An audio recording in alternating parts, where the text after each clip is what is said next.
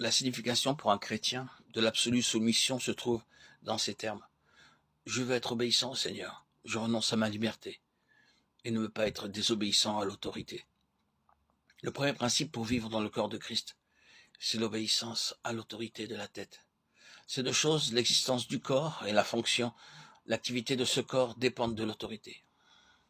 Lorsque l'autorité n'a pas sa place en nous, le corps est paralysé. Toute partie qui est désobéissante est paralysée. Un corps paralysé ne peut pas suivre les directives de la tête, car là où il y a la vie, il y a l'autorité. Si nous voulons avoir la vie, il est impossible de ne pas accepter l'autorité. Ceux qui sont vivants obéissant à l'autorité. Si ma main a la vie, elle ne pourra pas résister aux directives de la tête. Être vivant implique que nous soyons dirigés par la tête. C'est pourquoi le premier principe pour vivre dans le corps de Christ, c'est l'obéissance à la tête. Si vous n'avez pas été discipliné dans ce domaine, ce que vous connaissez du corps est seulement théorique et non une réalité. Dieu doit vous traiter pour que vous puissiez voir la bénédiction qui découle de l'obéissance à la tête. Nous devons aspirer à l'obéissance. Nous voulons progresser, croître dans la sanctification et devenir justes. Alors nous devons encore et sans cesse être obéissants. Notre relation avec la tête, c'est l'obéissance, tandis que notre relation avec le corps, c'est la communion.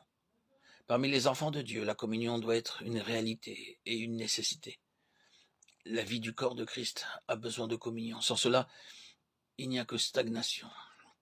La communion implique que nous recevions l'assistance de la part des autres membres du corps. Par exemple, je suis la bouche, je peux parler. Mais j'ai besoin de la communion des oreilles pour entendre. J'ai besoin de la communion des yeux pour voir. J'ai besoin de la communion des mains pour saisir les choses. J'ai aussi besoin de la communion des pieds pour marcher. C'est pourquoi la communion nécessite que je reçoive les caractéristiques particulières des autres. Je bénéficie de ce que les autres peuvent faire pour moi.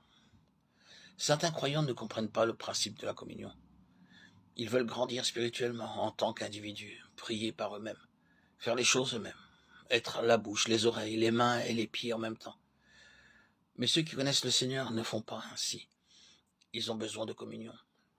La communion implique le fait que je suis limité, que je sois désireux de recevoir ce qui vient des autres.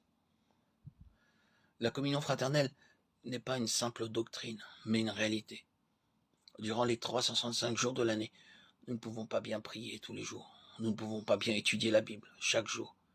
L'expérience nous prouve que de temps à autre, à cause d'une mauvaise santé ou pour d'autres raisons, nous ne pouvons pas prier et lire comme il le faudrait.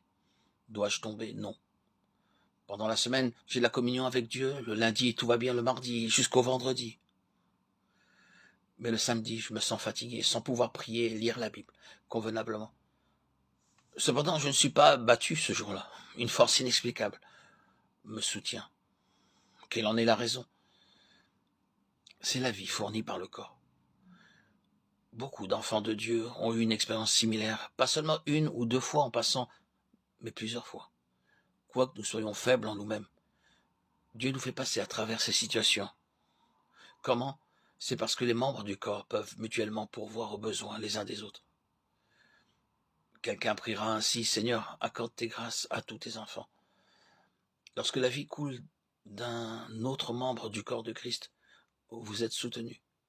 La vie procédant du corps vous touche et vous pouvez traverser l'épreuve sans encombre. Il est donc important d'expérimenter que nous ne vivons pas seulement par notre propre vie, mais aussi par la vie qui vient du corps.